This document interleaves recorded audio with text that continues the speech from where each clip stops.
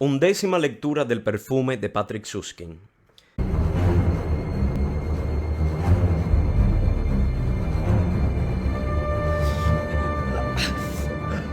Si no quería ahogarse, tenía que respirar esta niebla. Y la niebla era, como ya se ha dicho, un olor. Un olor. Y Grenouille sabía de qué clase de olor se trataba. La niebla era su propio olor. La niebla era su propio olor. El suyo, el de Grenouille, su propio olor. Su aspecto era espeluznante. Los cabellos le llegaban hasta las rodillas, la barba rala hasta el ombligo. Sus uñas eran como garras de ave, y la piel de brazos y piernas, en los lugares donde los andrajos no llegaban a cubrirlos, se desprendían a tiras. Los primeros hombres con quienes se cruzó, campesinos de un pueblo próximo a la ciudad de Pierrefort, que trabajaban en el campo, se alejaron gritando al verle. En la ciudad, en cambio, causó sensación. La muchedumbre se apiñó a centenares para contemplarlo. Muchos lo tomaron por un galiote fugado y otros dijeron que no era un ser humano, sino una mezcla de hombre y oso, una especie de sátiro. Uno, que había navegado en su juventud, afirmó que se parecía a los miembros de una tribu de indios salvajes de Cayena, que vivían al otro lado del gran océano. Lo condujeron a presencia del alcalde y allí, ante el asombro de los reunidos, enseñó su certificado de oficial artesano. Abrió la boca y contó con palabras un poco incoherentes, pues eran las primeras que pronunciaba después de una pausa de 7 años, pero bien inteligibles, que en un viaje había sido atacado por bandidos, secuestrado y retenido prisionero durante 7 años en una cueva. En todo este tiempo no vio ni la luz del sol ni a ningún ser humano. Fue alimentado mediante una cesta que una mano invisible hacía bajar hasta él en la oscuridad y liberado por fin con una escalera sin que él conociera la razón y sin haber visto jamás a sus secuestradores ni a su salvador. Se inventó esta historia porque le pareció más verosímil que la verdad, como en efecto lo era, ya que semejantes asaltos por parte de ladrones estaban lejos de ser infrecuentes en las montañas de Auvernia, Languedoc y Cévennes. En cualquier caso, el alcalde levantó acta del hecho e informó del caso al marqués de la Thalatte-Espinasse, señor feudal de la ciudad y miembro del parlamento en Toulouse. El marqués, a sus 40 años, ya había vuelto la espalda a la vida cortesana de Versalles para retirarse a sus fincas rurales y dedicarse a las ciencias. A su pluma se debía una importante obra sobre economía nacional dinámica, en la cual proponía la supresión de todos los impuestos sobre bienes raíces y productos agrícolas, así como la introducción de un impuesto progresivo inverso sobre la renta, que perjudicaba más que a nadie a los pobres y que le obligó a un mayor desarrollo de sus actividades económicas. Animado por el éxito de su opúsculo, redactó un tratado sobre la educación de niños y niñas entre las edades de 5 y 10 años y se dedicó a continuación a la agricultura experimental, intentando mediante la inseminación de semen de toro en diversas clases de hierba cultivar un producto vegetal animal para la obtención de una leche de mejor calidad, una especie de flor de ubre. Tras cierto éxito inicial que le permitió incluso la elaboración de un queso de leche vegetal, calificado por la Academia de Ciencias de Lyon como un producto con sabor a cabra, aunque un poco más amargo, se vio obligado a interrumpir los experimentos a causa de los enormes gastos que suponía rociar los campos con electrolitos de semen de toro. De todos modos, su acto con los problemas agrobiológicos no solo despertó su interés por la llamada gleba, sino también por la Tierra en general y por su relación con la biosfera. Apenas terminados sus trabajos prácticos sobre la flor de ubre, se entregó con verdadero entusiasmo de investigador a la escritura de un gran ensayo sobre las relaciones entre la proximidad de la Tierra y la energía vital. Su tesis era que la vida solo puede desarrollarse a cierta distancia de la Tierra, ya que ésta emana constantemente un gas putrefacto, un llamado fluido letal, que paraliza las energías vitales y tarde o temprano conduce a su extinción. Por esta razón, todos los seres vivos tendían a crecer alejándose de la Tierra, hacia arriba en lugar de hacia adentro de sí mismos, por así decirlo. Por esto desarrollaban sus partes más valiosas en dirección al cielo. El grano, la espiga; la flor, sus capullos; el hombre, la cabeza, y por esto, cuando la edad los inclinaba y acercaba de nuevo a la tierra, eran indefectiblemente víctimas del gas letal, ya que el proceso de envejecimiento los conducía a la muerte y la descomposición. Cuando llegó a oídos del marqués de la Tala d'Espinasse que en Pierrot habían encontrado a un individuo que había pasado 7 años en una cueva, totalmente rodeado, por lo tanto, del elemento de putrefacción tierra, no cupo en sí de gozo y ordenó que Grenouille fuese enviado sin pérdida de tiempo a su laboratorio, donde le sometió a un minucioso examen. Vio confirmada su teoría de la manera más gráfica. El fluido letal había atacado ya de tal modo a Grenouille que su cuerpo de 25 años mostraba claros indicios de deterioro senil. Lo único, explicó Taladez Espinasse, que había evitado la muerte de Grenouille durante el período de su encarcelamiento era que, sin duda, le habían alimentado con plantas alejadas de la tierra, seguramente pan o frutas. Ahora su salud solo podía restablecerse eliminando a fondo el fluido letal mediante un aparato de ventilación de aire vital inventado por él, Taladez Espinasse, que lo guardaba en el sótano de su palacio de Montpellier. Si Grenouille accedía a someterse al experimento científico, él no solo le curaría de su irreversible contaminación de gas terrestre, sino que le pagaría una buena cantidad de dinero. 2 horas más tarde, viajaban en el carruaje.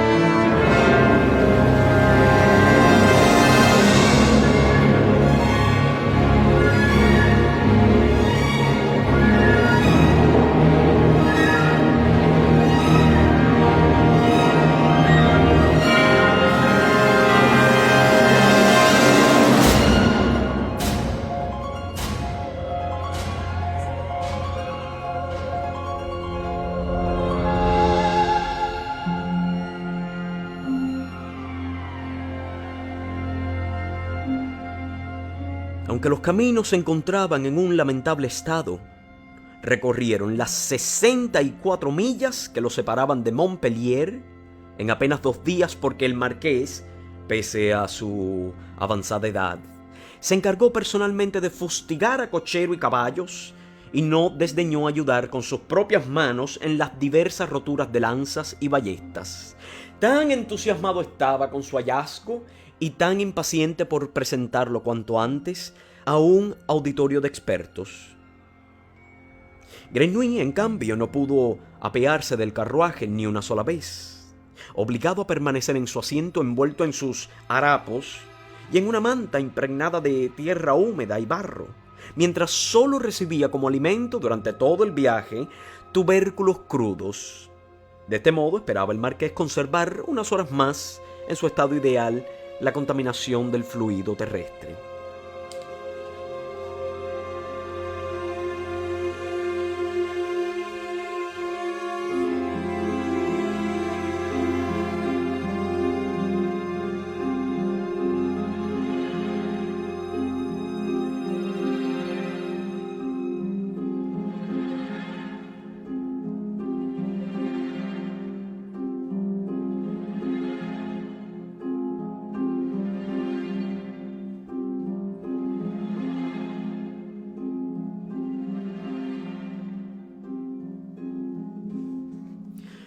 Una vez llegados a Montpellier, hizo llevar inmediatamente a Grenouille al sótano de su palacio.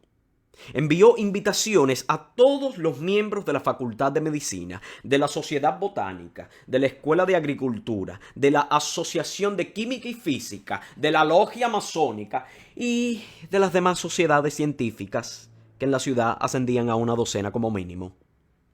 Y unos días después, exactamente una semana desde que abandonara la soledad de la montaña, Grenouille se encontró sobre un podio en el aula magna de la Universidad de Montpellier para ser presentado como la sensación científica del año a un auditorio de varios centenares de personas. Taladé Espinasse le describió en su conferencia como la prueba viviente de la verdad de su teoría sobre el letal fluido terrestre.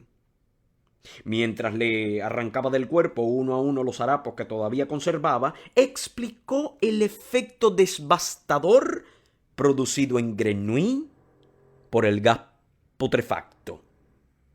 Aquí se veían pústulas y cicatrices causadas por la acción corrosiva del gas. Allí, en el pecho, un enorme carcinoma rojo brillante.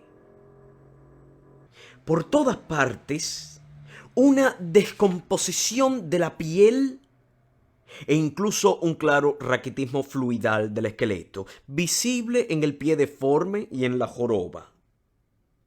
También estaban gravemente dañados los órganos internos: vaso, hígado, pulmones, vesícula biliar e intestinos, como probaba sin lugar a dudas el análisis de los excrementos que todos los presentes podían examinar en el plato colocado a los pies del sujeto.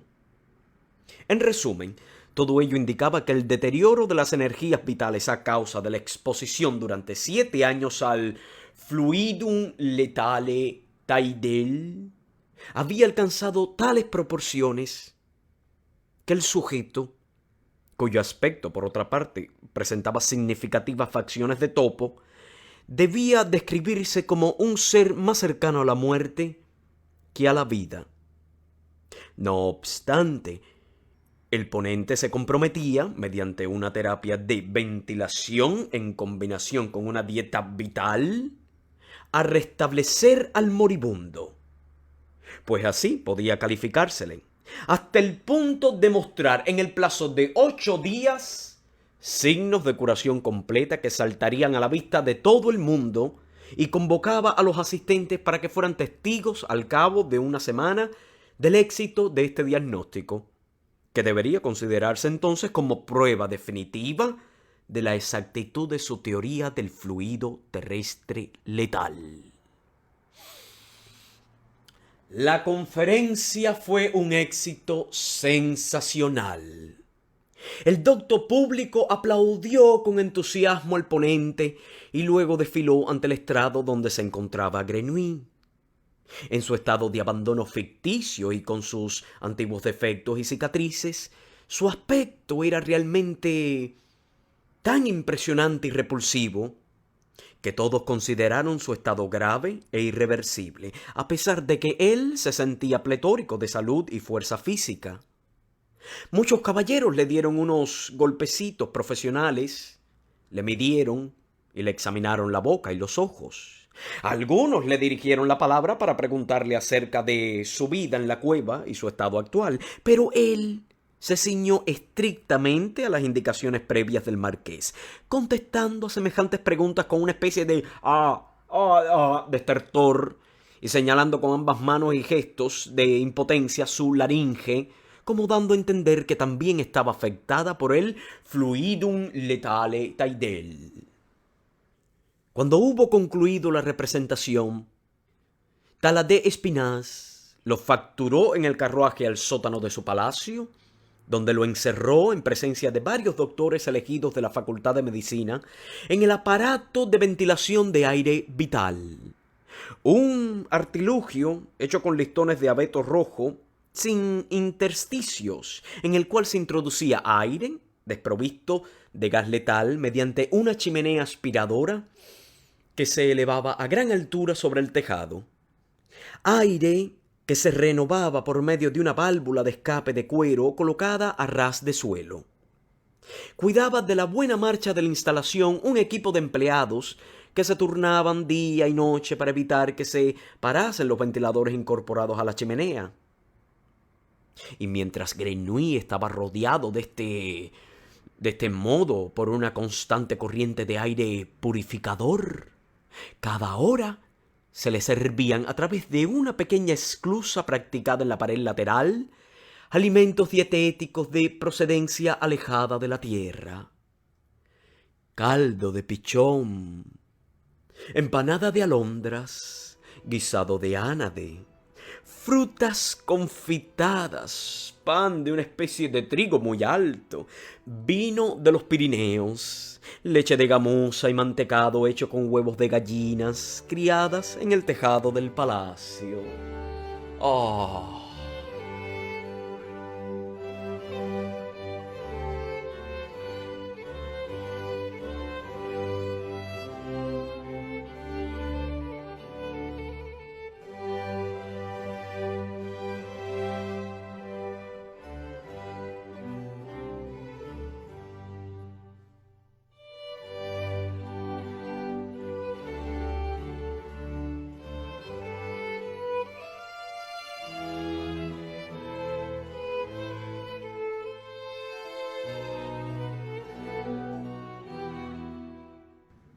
5 días duró esta cura mixta de descontaminación y revitalización, al cabo de los cuales el marqués hizo detener los ventiladores y llevar a Grenouille a una cámara de baño, donde lo sumergieron en agua de lluvia templada durante varias horas, y a continuación lo lavaron de pies a cabeza con jabón de aceite de nuez procedente de la ciudad andina de Potosí. Le cortaron las uñas de las manos y pies. Le cepillaron los dientes con cal pulverizada de los dolomitas. Lo afeitaron. Le cortaron y peinaron los cabellos y se los empolvaron.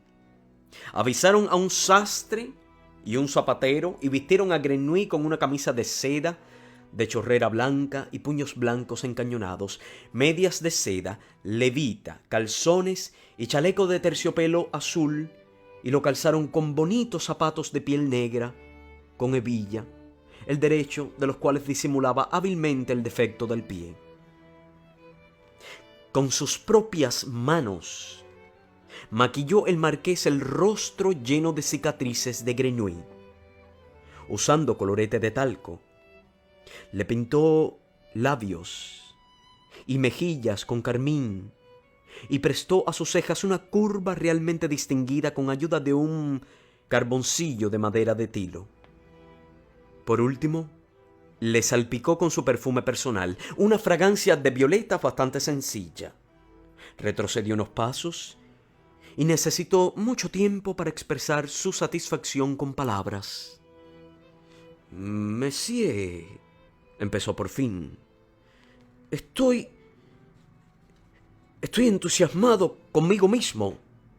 Estoy impresionado por mi genialidad. Ciertamente no he dudado nunca de mi teoría fluidal, por supuesto que no.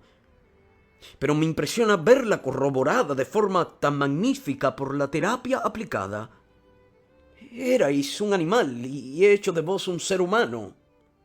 Un acto verdaderamente divino. Permitidme que me emocione. Poneos delante de aquel espejo y contemplad vuestra imagen. Reconoceréis por primera vez en vuestra vida que sois un hombre. No un hombre extraordinario ni sobresaliente en modo alguno, pero sí de un aspecto muy pasable. Hacedlo, Monsieur, hacedlo. Contemplaos y asombraos del milagro que he realizado en vos.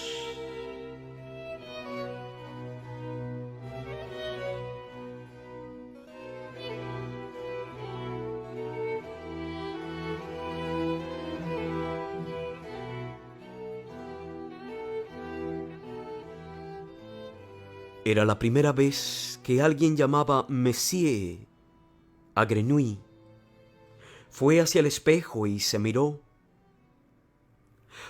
Hasta entonces no se había visto nunca en un espejo. Vio a un caballero vestido de elegante azul, con camisa y medias blancas, y se inclinó instintivamente, como siempre se había inclinado ante semejantes caballeros.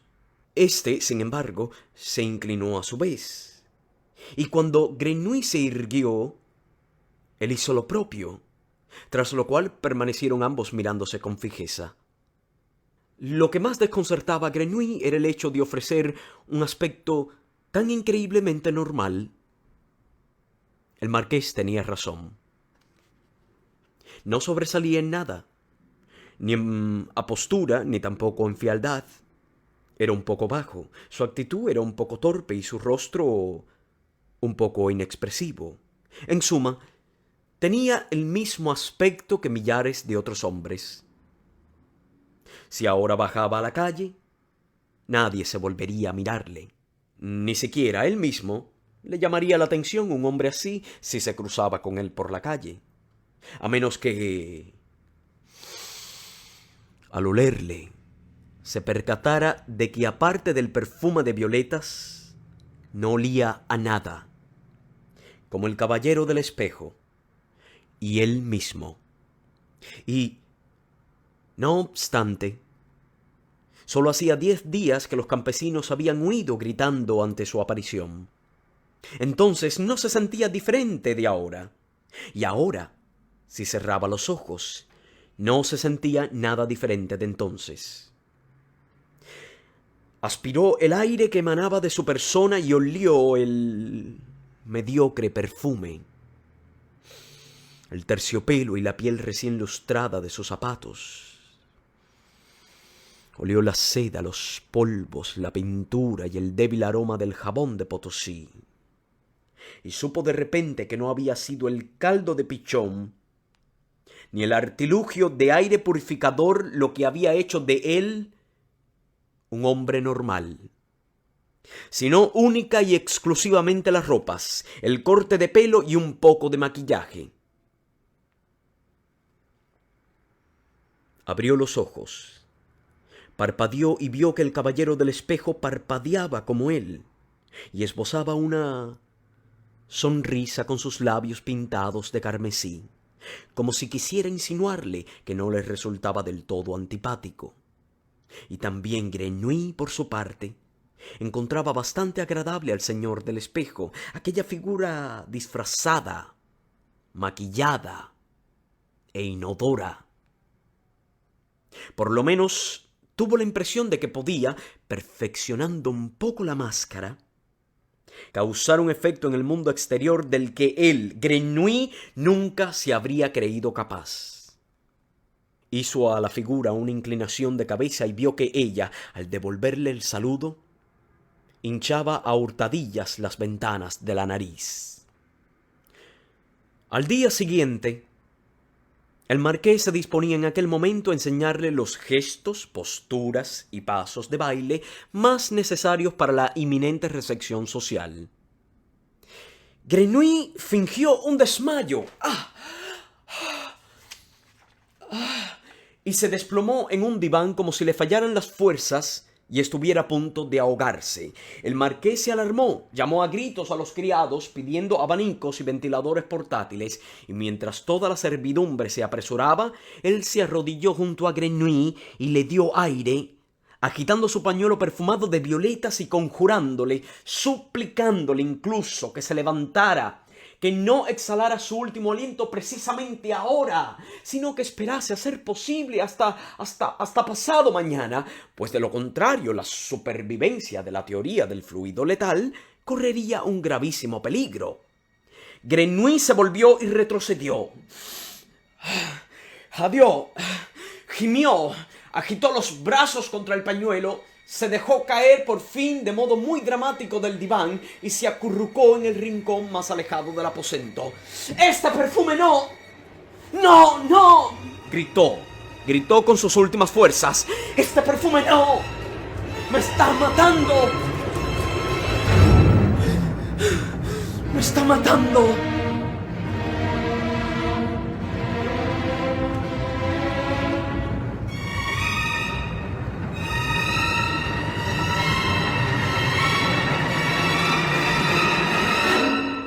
Solo cuando Taladé Espinaz hubo tirado el pañuelo por la ventana y su levita perfumada de violetas a la habitación contigua, simuló Grenouille un alivio del ataque y explicó con voz más tranquila que poseía, como perfumista de profesión, un olfato muy sensible y que especialmente ahora, durante la convalecencia, reaccionaba de modo muy violento a determinados perfumes. Y que la fragancia de violeta, una flor, por otra parte encantadora, le afectaba en grado sumo, lo cual solo podía explicarse por el hecho de que el perfume del marqués contenía una elevada proporción de extracto de raíz de violeta, el cual, a causa de su origen subterráneo, actuaba de forma muy nociva sobre una persona que, como Grenouille, había sufrido los efectos del fluido letal. Ayer mismo, tras la primera aplicación del perfume, se había sentido muy sofocado y hoy, al percibir por segunda vez el olor de la raíz, había tenido la sensación de ser empujado de nuevo hacia el horrible y asfixiante agujero terrestre donde había vegetado durante 7 años. Su naturaleza se rebelaba contra ello, no cabía duda, ya que después de recibir, gracias al arte del señor marqués, una vida libre de fluido letal, prefería morir inmediatamente antes que exponerse de nuevo al detestado fluido. Aún ahora se le encogían las entrañas de solo pensar en el perfume de aquella raíz. Sin embargo, estaba seguro de restablecerse sin tardanza si el marqués le permitía crear su propio perfume, a fin de eliminar por completo la fragancia de la violeta. Pensaba darle una nota muy ligera y aireada, compuesta casi en su totalidad de ingredientes alejados de la tierra, como agua de almendras y de azahar, eucalipto, esencia de aguas de abeto y de cipreses. Solo unas gotas de semejante fragancia en sus prendas, en la garganta y las mejillas, le librarían para siempre de una repetición del penoso ataque que acababa de superar.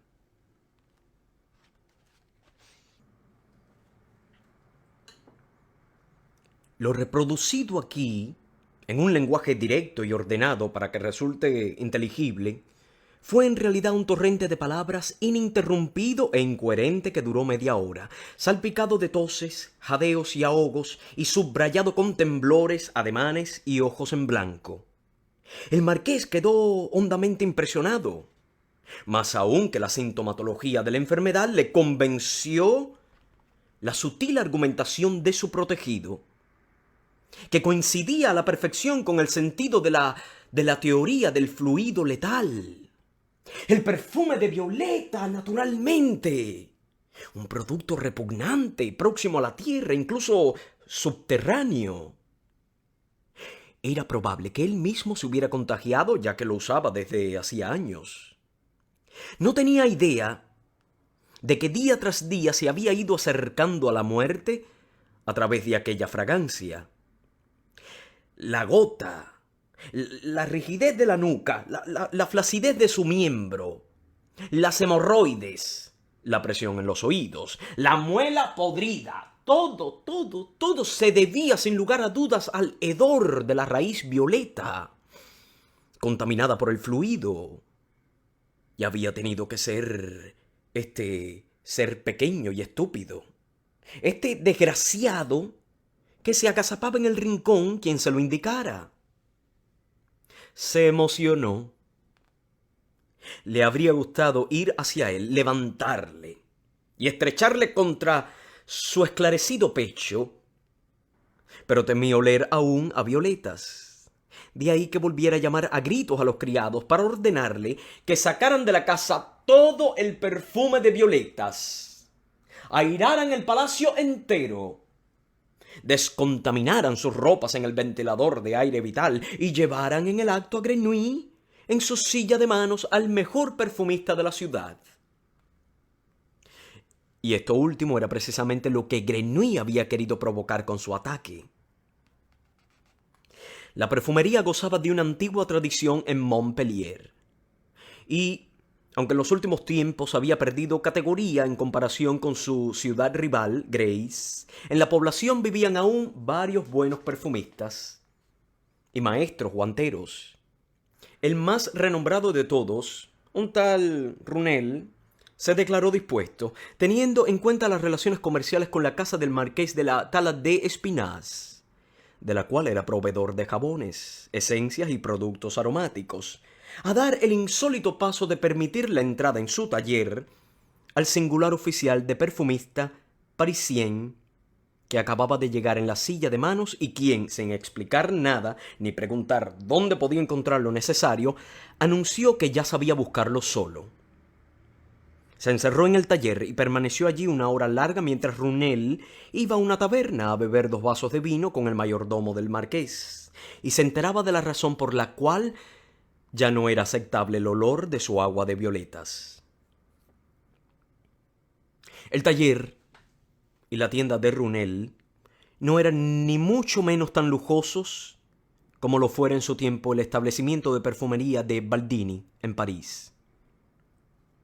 Con las escasas existencias de extractos florales, aguas y especias, un perfumista mediocre no habría podido realizar grandes progresos. Pero Grenouille supo enseguida, al primer olfateo, que las sustancias disponibles bastaban para sus fines. No quería crear ningún gran perfume. No pretendía elaborar un agua prestigiosa como hiciera en el pasado para Baldini. Una fragancia que sobresaliera del océano de mediocridades y sedujera al gran público. Su propósito real no era siquiera un simple aroma de azahar, como había prometido al marqués. Las esencias disponibles de nerolí, eucalipto y hojas de ciprés solo tenían la misión de ocultar el auténtico perfume cuya elaboración se había propuesto: el olor del ser humano. Quería, aunque de momento se tratara de un mal sucedáneo, apropiarse el olor de los hombres que él mismo no poseía. Cierto que no existía el olor de los hombres, como tampoco existía el rostro humano. Cada ser humano olía a su modo. Nadie lo sabía mejor que Grenouille, que conocía miles y miles de olores individuales y desde su nacimiento sabía distinguir a los hombres con el olfato. Y no obstante, había un tema perfumístico fundamental en el olor humano, muy sencillo. Además, un olor a sudor y grasa, a queso rancio, bastante repugnante, por cierto, que compartían por igual todos los seres humanos y con el que se mezclaban los más sutiles aromas de cada aura individual. Este aura, sin embargo, la clave enormemente complicada e intransferible del olor personal, no era percibida por la mayoría de los hombres, los cuales ignoraban que la poseían y por añadidura hacían todo lo posible por ocultarla bajo la ropa o los perfumes de moda. Solo les era familiar aquel olor fundamental, aquella primitiva varada humana. Solo vivían y se sentían protegidos en ella, y quienquiera que oliese aquel repugnante caldo colectivo era considerado automáticamente uno de los suyos. El perfume creado aquel día por Grenouille fue muy singular. No había existido hasta entonces otro más singular en el mundo. No olía como un perfume, sino como un hombre perfumado. Si alguien hubiera olido este perfume en una habitación oscura, habría creído que en ella estaba otra persona. Y si lo hubiera usado una persona que ya oliera como tal, el efecto olfativo habría sido el de 2 personas, o, aún peor, el de un monstruoso ser doble. Una figura que no puede observarse con claridad porque se manifiesta difusa como una imagen del fondo del mar, estremecida por las olas. A fin de imitar este aroma humano, insuficiente, como él mismo sabía, pero lo bastante acertado para engañar a los demás, reunió Grenouille los ingredientes más agresivos del taller de Runel.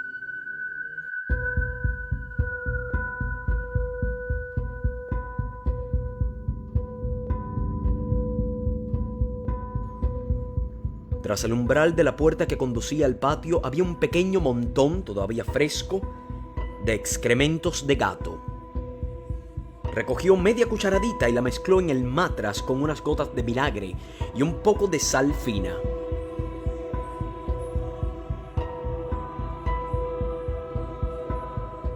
Bajo la mesa del taller encontró un trozo de queso del tamaño de una uña de pulgar, procedente sin duda de una comida de Runel. Tenía bastante tiempo. Ya empezaba a pudrirse y despedía un fuerte olor cáustico.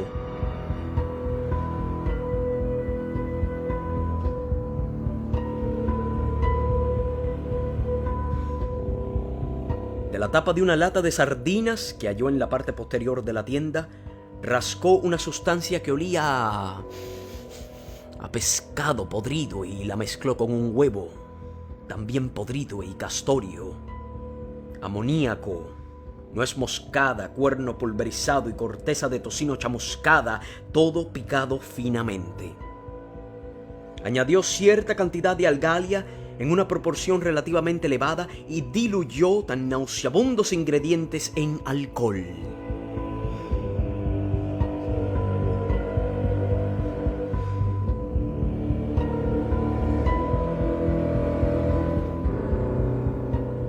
Entonces dejó reposar la mezcla y la filtró en un segundo matraz.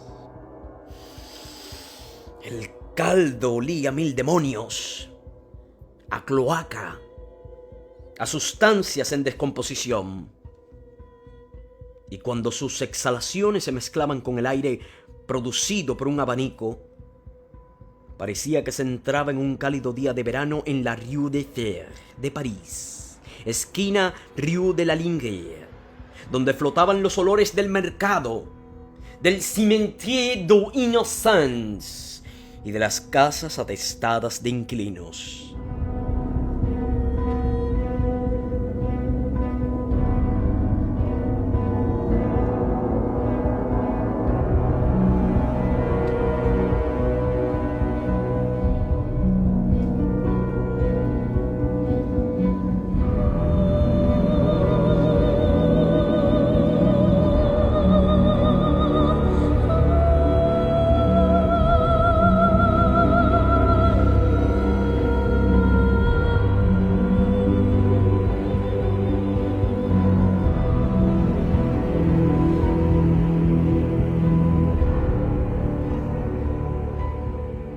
Sobre esta horrible base, que por sí sola olía más a cadáver que a ser viviente, vertió ahora Grenouille una capa de esencias frescas, menta, espliego, terpentina, limón, eucalipto, a las que agregó unas gotas de esencias florales como geranio, rosa, azahar y jazmín para hacer el aroma aún más agradable. Tras la adición de alcohol y un poco de vinagre, ya no podía olerse nada de la repugnante base sobre la que descansaba toda la mezcla. El hedor latente había casi desaparecido por completo bajo los ingredientes frescos.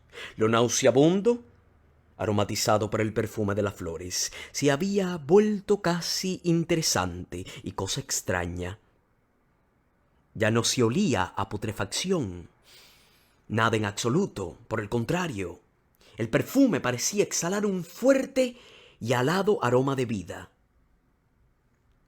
Grenouille llenó con él 2 frascos, que tapó y guardó en sus bolsillos.